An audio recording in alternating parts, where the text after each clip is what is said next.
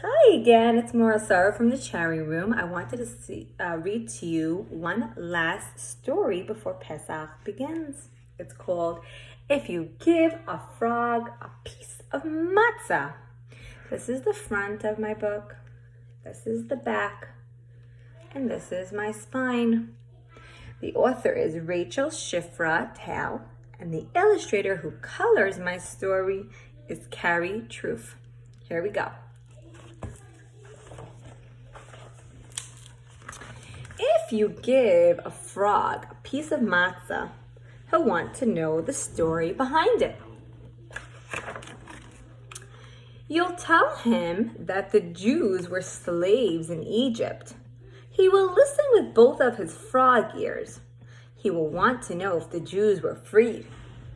You will tell him yes, but it's not the end of the story. He will ask for more matzah. If you give a frog more matzah, he'll listen to more of the story. You will tell him that he has a plague. This won't make him sad.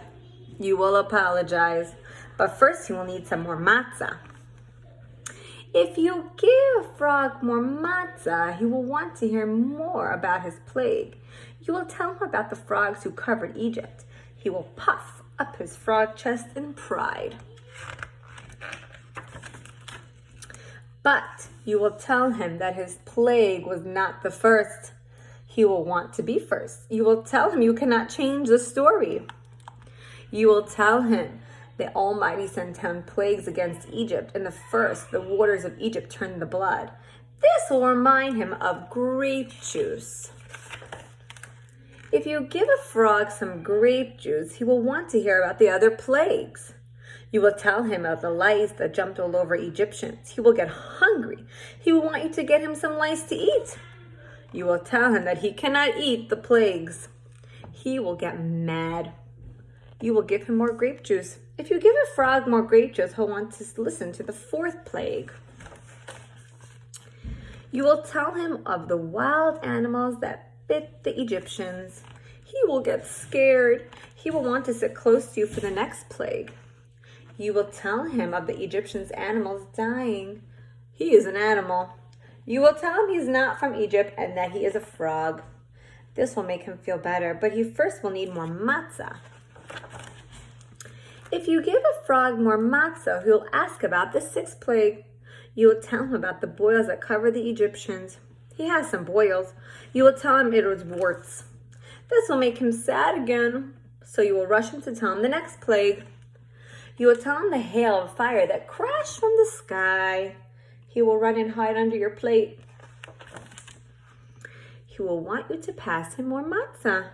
If you pass a frog more matzah, he will want to hear the next plague. You will tell him this was a hard one. Your plate will hop forward in excitement. You will tell him the swarms of locusts that ate all the Egyptians' food. He will worry that someone will eat his food. You will remind him that this was a long time ago. If you give a frog more matzah, you'll be able to move on. If you tell him that a great darkness covered the land of Egypt, he will tell you that it is getting dark. You will tell him that he is under the plate.